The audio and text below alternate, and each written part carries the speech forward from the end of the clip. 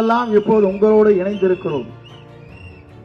ஏனென்று சொன்னால் புரட்சி தலைவரோடு 1972 எங்கள் பயணங்களை துவங்கினோம். 77 26 வயதிலே சட்டமன்ற உறுப்பினராக நான் தேர்ந்தெடுக்கப்பட்டேன். 9 முறை சட்டமன்ற உறுப்பினராக பவனி வருகிற போது ஒரே மணித்துளி என்னை தூக்கி எறிந்து விட்டார்கள். தாக்கி பிடித்தவர் தான் நம்முடைய தளபதி என்பதை நான் அறிவேன். ஏன் இதை சொல்லுகிறேன் சொன்னால், அடையாளம் தெரியாதவர்களை அடையாளம் காட்டி என்னை எப்படி பயணப்படுத்தினார்கள் என்பது நம்ம அறிவோம். இங்கே அன்பிற்கினிய சகோதரர் இங்கே சொல்லுகிற போது சொன்னார்கள், நம்முடைய ஆதவ அர்ஜுனை பற்றி சொன்னார்கள். என்னை பொறுத்தவரையிலும் தலை சிறந்த தலைவராக திரைப்படத்தில் விளங்கியவர் போற்றலுக்குரிய ரஜினி அவர்கள். நான் அவரை பற்றி சொல்ல வேண்டும் என்று சொன்னால், 2019 நான் கல்வித்துறையில் பல்வேறு மாற்றங்களை உருவாக்குற போது அவர் ஒரே வரியை சொன்னார், தமிழ்நாட்டில் சிறந்த கல்வித்துறை அமைச்சர் என்று பாராட்டினார். நான் எதற்காக இதை சொல்லுகிறேன் சொன்னால், சிறந்த மனது அவரிடத்திலே இருக்கிறது, மனிதனையும் அவரிடத்திலே இருக்கிறது, நேர்மையை பாராட்டுகிற சக்தி அவரிடத்திலே இருக்கிறது என்பதை என்னால் காண முடிந்தது. அப்படிப்பட்ட தலைவரை பற்றி இங்கே சில பேர் சில கருத்துக்களை சொல்லிக் கொண்டிருக்கிறார். எங்களை பொறுத்தவரையிலும் போற்றக்கூடியவர், பாராட்டக்கூடியவர், வாழ்த்தக்கூடியவர் என்பதை நான் இந்த நேரத்திலே தெரிவித்துக் கொள்கிறேன். நான் அதற்கு மேலே ஒன்றை சொல்ல வேண்டும் என்று சொன்னால், எல்லோரும் இன்றைக்கு நினைக்கிறார்கள், நாளை தமிழகத்தை ஆளப்போகுவர் யார்?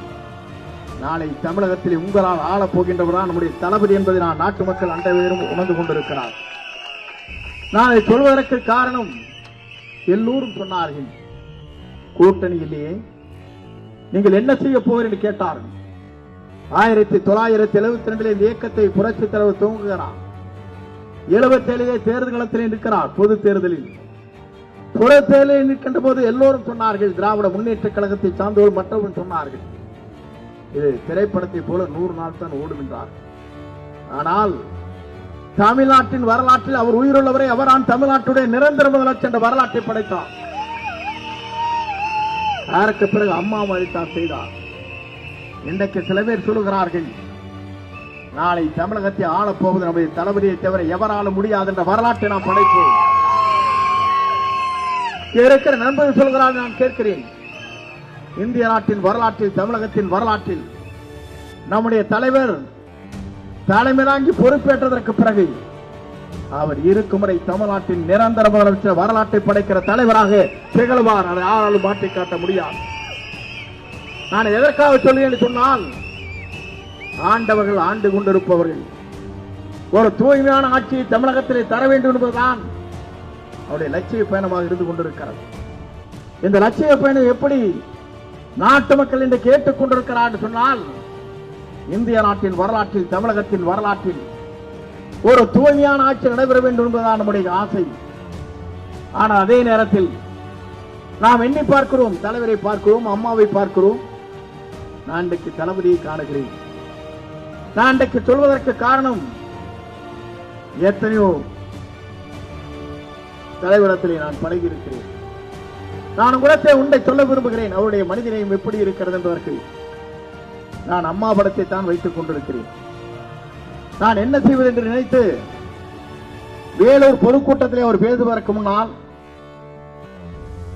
அம்மா படம், அவர் வணங்கி கொண்டிருக்கிற படம், தலைவர் படத்தை வைத்து நான் வேலூர் கூட்டத்திலே சென்ற போது அவர் அதை எண்ணிப்பாக கவனித்து விட்டார். அடுத்த நாள் என்னை அழைத்தார் தனியாக, சார் அம்மா படத்தை வச்சுக்கணும், அப்பதான் எனக்கு மகிழ்ச்சியா இருக்கு. எந்த தலைவர் சொல்வார்? வரலாற்று அப்படிப்பட்ட தலைவர். நான் எதற்காக நேசிக்கிறேன் என்று சொன்னால், 50 ஆண்டு கால உழைப்பை ஒரே நொடிப்புள்ளி தூக்கி எறிந்தவரும் இருக்கிறார்கள். ஆனால் அம்மா படத்தை நீங்கள் 25 ஆண்டு காலம் தாங்கி பிடித்துக் கொண்டிருக்கிறீர்கள். அப்படி இருக்கிற போது அதைத்தான் நான் பார்க்கிறேன், மகிழ்ச்சி அடைகிறேன் என்று சொன்னார். எத்தனை காலம் தான் ஏமாற்றுவார் இந்த நாட்டிலே, சொந்த நாட்டிலே, நம் நாட்டிலே. இதுதானே உங்களுக்கு குஷியா இருக்குது. நம்ம வேகம் வேறு. அதை விட ஒன்றை பாடினார், ஒன்று எங்கள் ஜாதியே, ஒன்று எங்கள் நீதியே, உழைக்கும் மக்கள் யாவரும் ஒருவர் பெற்ற மக்கள் என. அதைத்தான் நம்முடைய தலைவர் இன்றைக்கு பின்பற்றி கொண்டு நம்முடைய தலைவருடைய லட்சியம், கொள்கை அனைத்துமே எல்லோரும் ஒன்றுதான் என்ற தத்துவத்தை நிறைவேற்றிக் கொண்டிருக்கிற தலைவராக நம்முடைய தளபதி விளங்கிக் கொண்டிருக்கிறார் என்பதை என்னால் காண முடிகிறது. நான் எதற்காக சொல்லுவேன் சொன்னால், எல்லா ஆட்சியும் பார்த்தாகி இருக்கிறது. டெல்லியில் இருக்கிற பல தலைவரை நான் சந்திக்கிற வாய்ப்பு அம்மாளால் கிடைத்தது. நான் எதற்காக இதை சொல்லுகிறேன் சொன்னால், ஒரு தூய தலைவரிடத்தில் நான் இன்றைக்கு வந்து அவரோடு இணைந்து இந்த பணியாற்றுகிற வாய்ப்பு எனக்கு கிடைத்திருக்கிறது. உண்மையிலே இன்றைக்கு நான் சொல்லுகிறேன், எனக்கு 20 வயது குறைந்திருக்கிறது. நான் எதற்காக சொல்லுவேன் சொன்னால், உங்களோடு இணைந்து பணியாற்றுகிற போது அது தெரியும். இளைய ரத்தங்கள் எப்படி ஓடிக்கொண்டிருக்கிறது, நாட்டை மாற்றுவதற்காக நீங்கள் எப்படி துடித்துக் கொண்டிருக்கிறீர்கள் காண முடிகிறது. மே மாதம் தேர்தல் முடிவு அறிவிக்கின்ற போது அவர்தான் தமிழ்நாட்டின் நிரந்தர முதலமைச்சர் என்ற வரலாற்றை படைக்கிற போதுதான் அது உருவாகும். நான் எதற்காக சொல்லுவேன் சொன்னால், ஏப்ரல் மாதம் நம்முடைய தேர்தலுடைய பதிவு செய்கிற நாள் 23. நான் நினைத்து பார்த்தேன், அன்றைக்கெல்லாம் நம்முடைய தேர்தல் காலத்திலே பூத்திற்கு நீங்கள் வாருங்கள் வாருங்கள் என்று நம்முடைய பூத் கமிட்டி அழைப்பார்கள். சலிச்சு போய் 6:30 மணி 7 மணிக்கு வந்து நிற்பாங்க கியூல. ஆனால் இன்றைக்கு நிலையை பார்க்கின்ற போது 4 மணிக்கு நீங்க போய் 10 மணிக்குள்ள ரிசல்ட் போட்டு வந்துருவீங்க. அதான் நடக்க போகுது. தளபதி தான் வெற்றி பெற்றார் என்ற வரலாறு 10 மணிக்குள்ள முடிஞ்சிரு. கவுண்டிங் எல்லாம் வேண்டியதில்லை, கவுண்டிங் பண்ண வேண்டிய வேலை இல்லை. மே மாதம் கவுண்டிங் வேலையும் கிடையாது. 10 மணிக்குள்ள ரிசல்ட் நமக்கு தெரிஞ்சிரு.